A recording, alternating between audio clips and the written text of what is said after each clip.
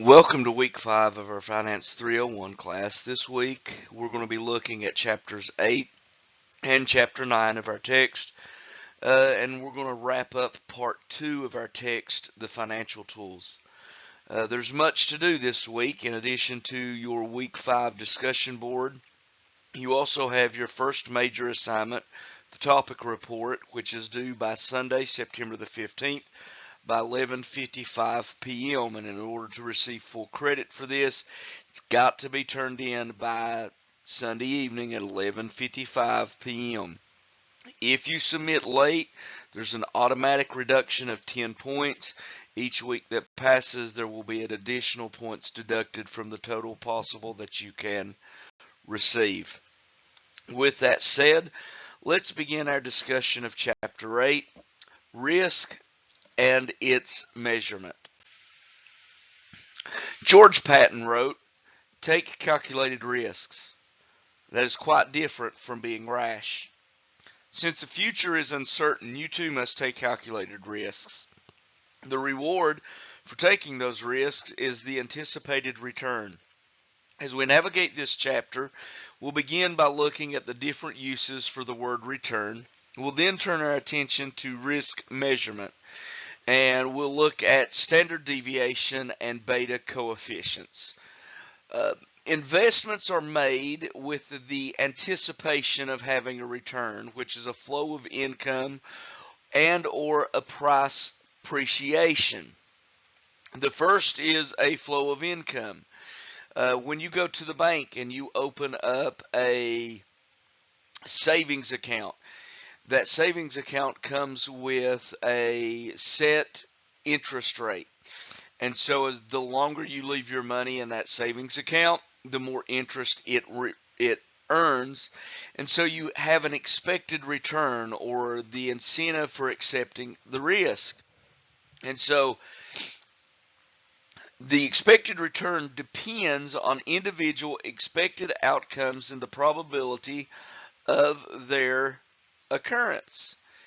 And then is the required return, or the return necessary to induce an investor to bear the risk to invest. And so we know that when we are dealing with the stock market, we are dealing with risk and return. And anything we do in life, there's risks when it comes to finances.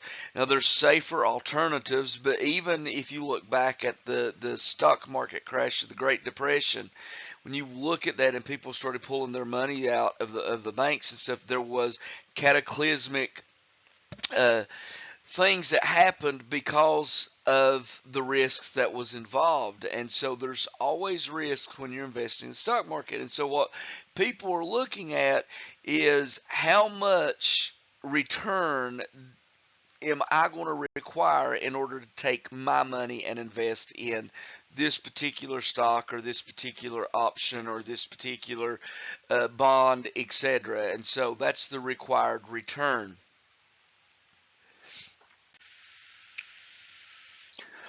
Required return includes what you may earn on alternative investments, such as the risk-free return available on treasury bills, and a premium for bearing risk that includes compensation for the expected inflation rate and for fluctuations in security prices.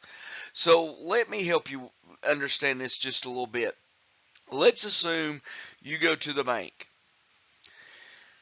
You open up a savings account. That savings account is going to pay you 2% interest on the money that's in there per year. The rate of inflation is 2.7%. So that money that you have in that savings account is earning less than what inflation is.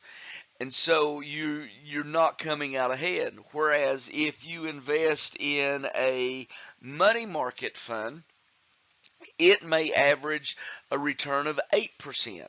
So if you invest in that and it receives that 8%, then you're 5.3% above inflation, and your money is making more money for the future. And so when we look at required return, you've got to look at your alternate investments, because there could be an investment that's a little bit riskier, but if that investment pays off and gives you the expected return that it could yield, that expected return could be higher than the required return or the return of other investments that you're looking at, and so you may be willing to take a little bit more of a risk in that situation. The sources of risk. The first is the possibility of loss. You may invest $1,000. If the um, money market fund or the stock doesn't do well, you may lose your $1,000. So the risk, there's always the possibility of complete loss. Uncertainty that the realized return will not equal the expected return. And so the other part of risk is you may expect 7% return of interest and you may only get 5% or 4%. And the stock or the money market fund or etc. may not do as well as you initially thought. And so the realized return, what you actually get, doesn't equal or is less than the expected return. Sources of risk. There's diversifiable risk, which is unsystematic risk, and then non-diversifiable risk or systematic risk. Some financial decisions are made in the present, but the results occur in the future. Risk permeates all financial decision making.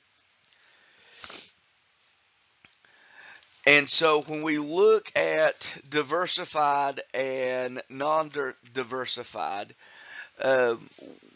it brings into account different things. So diversified risk or unsystematic risk is risks that is associated with individual events that affect a particular asset.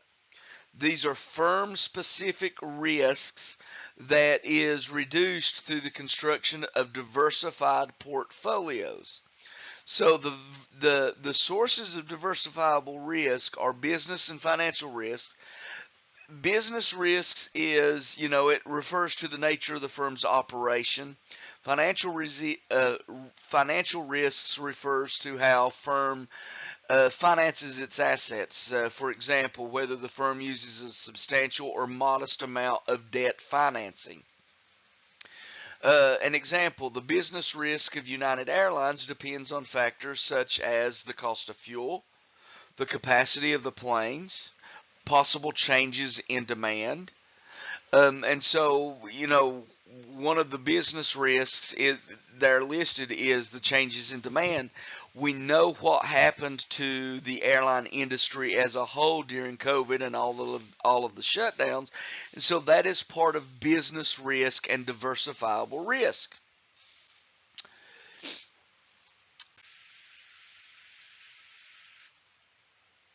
And then the financial risks associated with United Airlines depends on how it finances its airplanes. Were the assets acquired by leasing, by retaining earnings, by issuing bonds, preferred stock, or common stock? And so when we get into the next chapter, you're gonna see and understand how that some companies they put a lot of what they do in with their finances and how they acquire new assets is through a lot of debt, and those businesses that have higher debt ratios, those are riskier investments to invest in, because if something happens to that asset, they don't have access to liquid assets as easy to be able to counteract the loss of those assets. Non-diversifiable risk or systematic risk. It is risk associated with fluctuations in securities prices, market risk that is not reduced through the construction of diversified portfolios. So, Market risk is the risk associated with movements in security prices, especially stock prices. So if you buy a stock and the market as a whole declines, the price of that specific stock will also probably fall. Now, it's not a result of anything necessarily that the business has done. It's a result of outside forces that are affecting that particular stock, such as there's worries in the financial realm that a financial crash is coming or a recession is about to take place. So all of those are parts of non-diversifiable risk. Interest rate risk is the risk associated with fluctuations in interest rates. Suppose that a financial manager borrows funds under one set of terms only to have interest rates subsequently fall. In that situation, had he waited or she waited, they could have gotten that loan and the interest rate at a lower level, and it wouldn't have cost as much over the duration of that loan. And then there is reinvestment rate risk, is risk associated with reinvesting earnings on principal at a lower rate than was initially earned. And so, for example, individuals who live on a pension consume a substantial portion and perhaps all the income generated by their assets. Other investors, however, reinvest their investment earnings in order to accumulate wealth.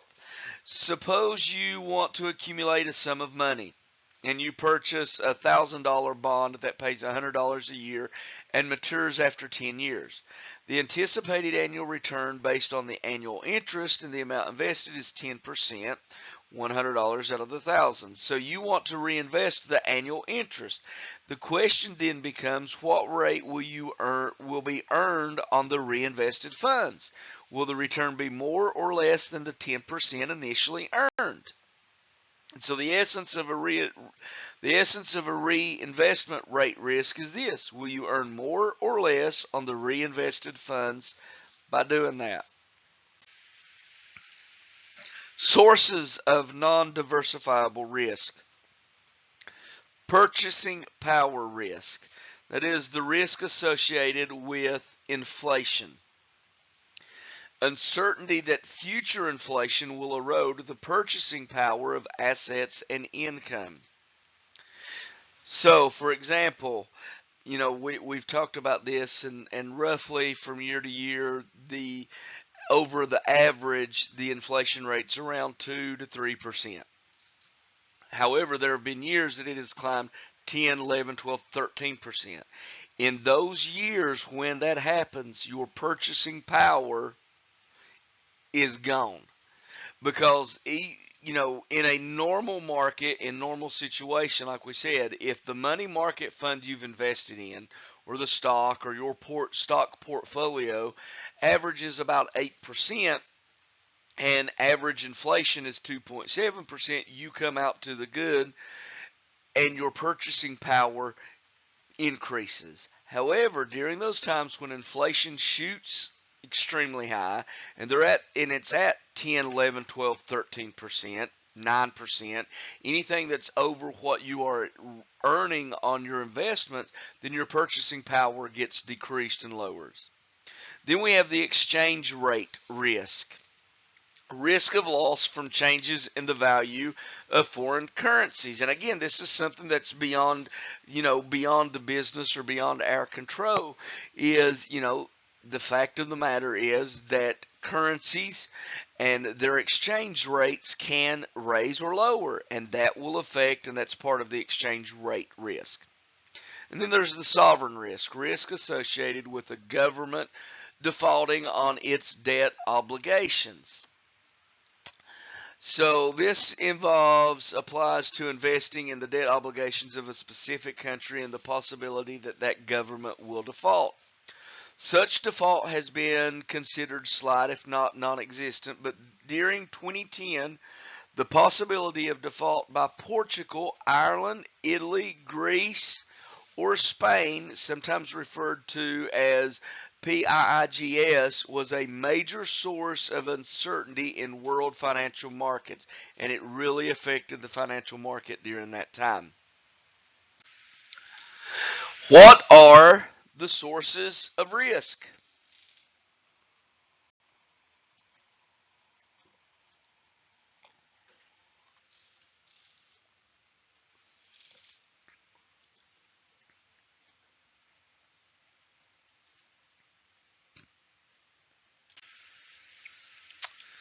Sources of risk are those associated with a specific asset, either diversifiable, unsystematic, and then the non-diversifiable or systematic risk from fluctuations in securities prices, changes in interest rates, reinvestment rates, inflation, and fluctuations in the exchange rates.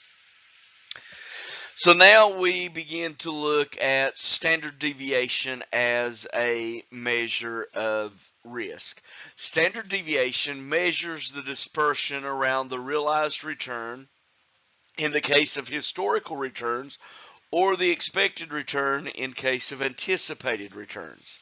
The larger the dispersion of returns, the greater the risk. Then we're also going to look at beta coefficient, which is the measure of the sensitivity of a stock's return to the market return. So first, looking at standard deviation, again, remember, the larger the dispersion of the returns, the greater the risk. So stock A and stock B. You can see that the average return for both ends up being 15. However, when you look at years 1 through 9, there's something to notice. When we look at stock A, its lowest return was 13.5%, and its highest return looks like to be 16.5%. When you look at stock B, however, in year 1 it was 11%, and then in year 9 it jumped to 19%. Now, although both stocks have an average return of 15% over the 9 years, there is a greater dispersion with stock B than there is with stock A. Therefore, when you look at this and compare this based on the standard deviation, the less risky stock to invest in would be stock A because it's standard deviation, and there's not that gap. Again, stock B goes from 11% to 19%, but stock A stays relatively close. It's the 13.5 to 16.5%. So there's only 3% between the lowest and the highest, whereas there's an 8% difference between stock B, lowest and highest. So when you look at that, you take that individual return and you take those, and the average return is 15%, and you look at the difference there. You've got 1.5 and then all the way up to 1.5. So you've got a negative 1.5 up to a 1.5. So the sum of the squared differences divided by the number of observations is less 1. So that comes to 1.0156. The square root is 1.01. So the standard deviation of stock A is 1.01. If you go through and do the same for stock B, the standard deviation is 3.30. So approximately 68% of the returns fall between 11.7% and 18.3%. B's returns have a wider dispersion from the average return. This fact is indicated by greater standard deviation. So the lower the standard deviation for a stock, it's least risky in that situation. The greater the standard deviation, the more risky it is. So if you look at the bell curves here on figure 8.1 of the two stocks, you can see stock A is more narrow. It stays within that negative 1.01 to a positive 1.01, whereas stock B is more dispersed, and it goes from a negative 3.3 to a positive 3.3. And again, that's why stock A would be the better choice for investment as far as getting a more consistent return on your money. Standard deviation and probabilities. Example, stock A.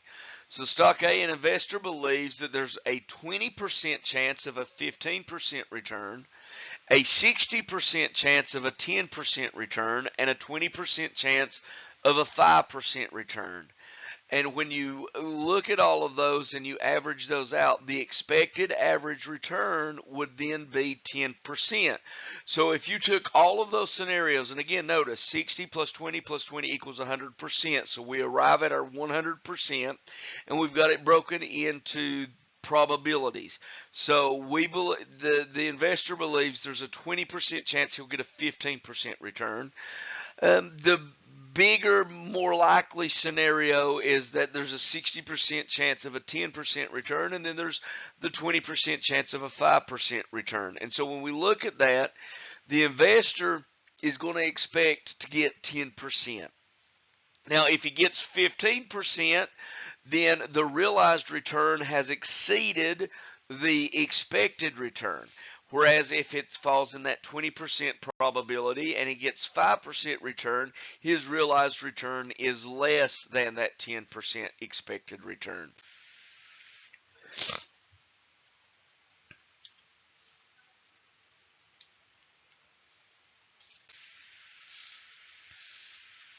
So then if you look at, take 3 stocks and you weigh that, do that weighted out. So the 3 stocks you expect to get, stock 1 you're going to get an 8.3% return, stock 2 a 10.6% return, stock 3 a 12.3% return.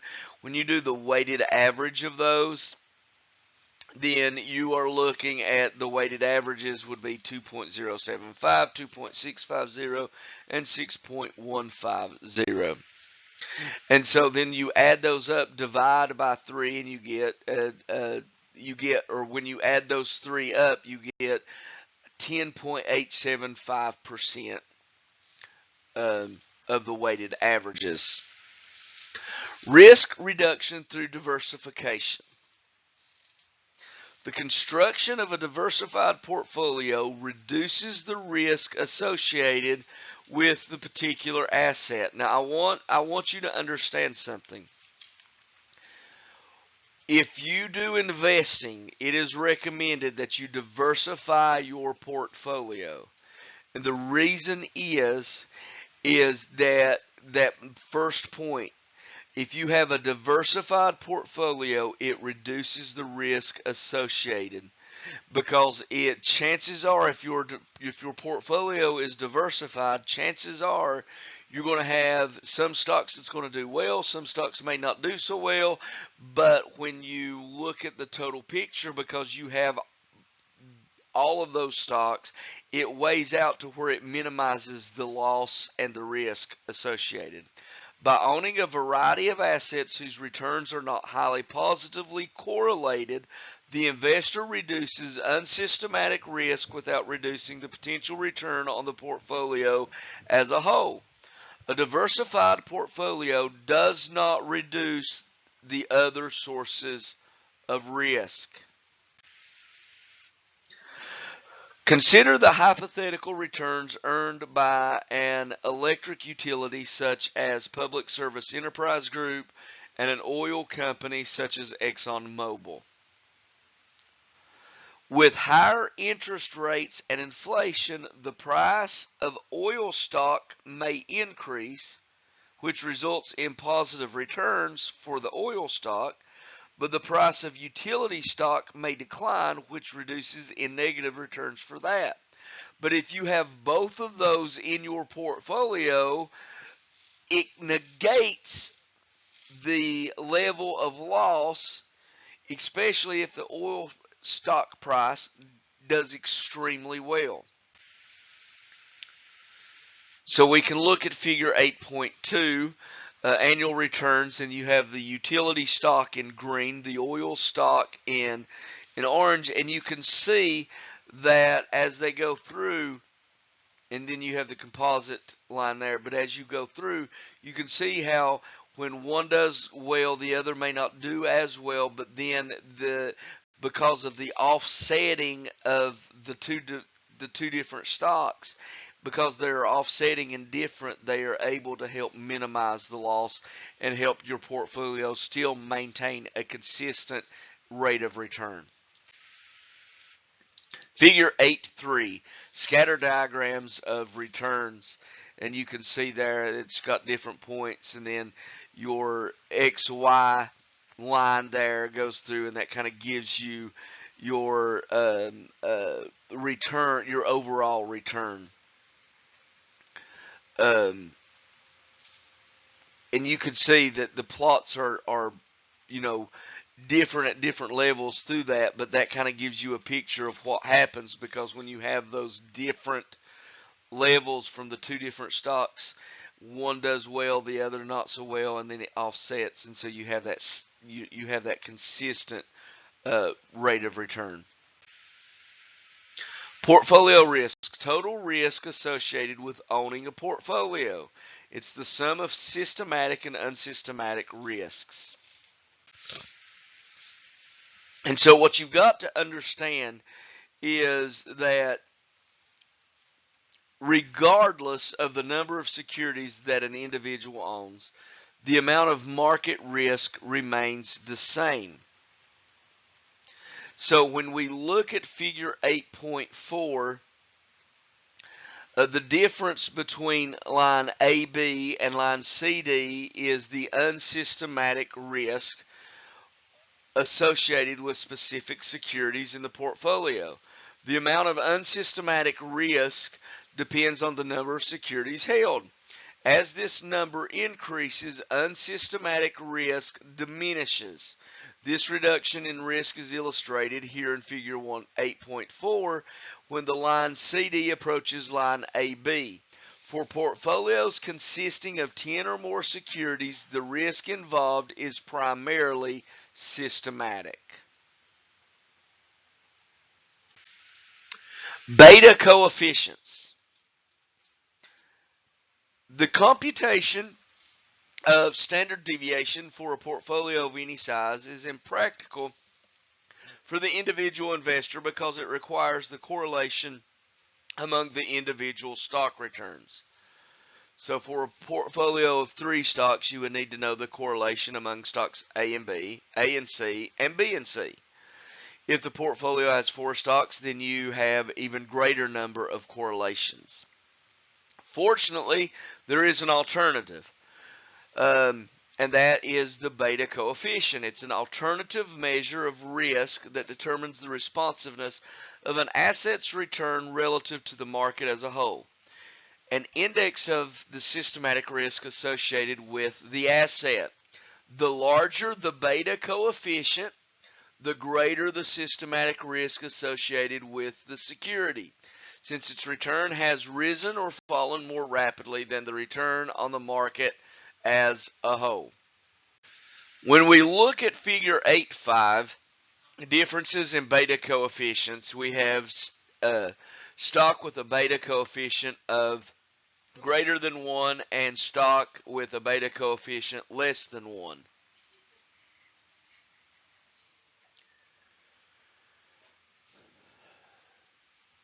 So line CD represents a stock whose return rises and declines more than the market's return. In this case, the beta coefficient is 1.2. So when the market index is 10%, this stock's return is 12%. So again, you can see there in line AB is the market, line CD is the stock. So when it's greater than 1, if the market does well, then that particular stock does better than the market. So and you can see there in the diagram, that when it approaches 10%, the market gets a gain of 10%, but that particular stock, because it has a coefficient of greater than 1, it's actually getting 12%, so it's beating the market. Then the opposite happens there in example B on the bottom part of the diagram there. You can see that the bottom portion, the coefficient is 0.8, and so when the market does well, if the market does it 10%, then that particular stock only gets an 8% return. And so that's why beta coefficients are so vitally important. And so when you look at selected beta coefficients, here are some popular companies. You can see FirstEnergy has a beta coefficient of 0.35. Whereas Tesla has a beta coefficient of 2.01. And so if the market is doing well and it does that 10%, then you would expect Tesla to do that at 2.01, Tesla would do much better than the market. And so you would have a 20% return as opposed to a 10% return that the market is getting. And in the same scenario, FirstEnergy would only be getting 3.5% if the market is doing a 10% return and doing well. Regression analysis and the estimation of beta coefficients. And so you can look there, return of market 14%, return of stock 13%. As the market goes to 12, the return of stock is 13, 10, 12, 10, 9, and you can see how on the regression analysis there how it begins to decrease as the return on the market decreases. Observations relating the market on a stock to the return on the market. And so you can see a return on the stock versus return on the market, and it just gives you another different picture of how this is portrayed based on those beta coefficients. Linear regression analysis. Linear regression analysis is used to compute an equation relating to the return on the stock to the return on the market. Regression analysis computes the y-intercept and the slope. So R equals A plus BR. And so the slope is the beta coefficient. And so when we put that in, you can see that in the regression equation, it can be used to forecast the expected return on the stock. If the individual anticipates the market will return will be 20%, the stock yield should be 19.7% in this scenario.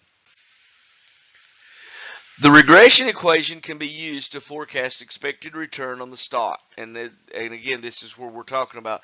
The market return is expected to be 20%. Expected return, when you do the calculation, comes to 19.7%.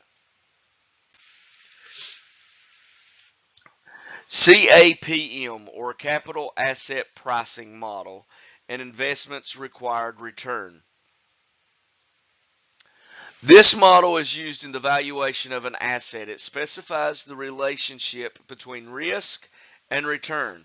It makes the theoretical trade-off between risk and return operational. So the equation, risk-adjusted required return. So risk-free rate plus the risk premium, and then the risk premium is an additional return above the risk-free rate, and sensitivity of the particular securities price to change in the market as a whole. And so we look at figure 8.8, the relationship between risk and the required return. And so when we look at this, the stock with the higher beta coefficient has the higher required return because it is riskier.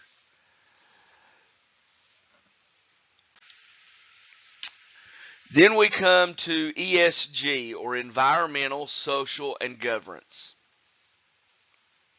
Investment considerations other than risk and return which focus on ethics and corporate social responsibility. It was previously thought by many that corporations acting ethically or in a socially responsible way would detract from profitability. However, more recently, there have been good examples of companies that have done well financially by doing good. And another thing that the book talks about and our text talks about is that there are investors who prefer and will actively seek out socially responsible products and companies. And investors prefer and will actively seek out socially responsible investments due to moral reasoning, due to the belief that they will earn a higher return, or a combination of both.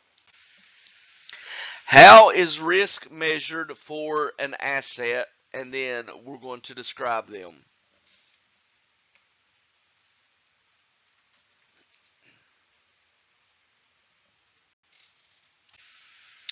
Risk may be measured by an asset's standard deviation, which measures the dispersion around the realized return in the case of historical returns, or the expected return in the case of anticipated returns.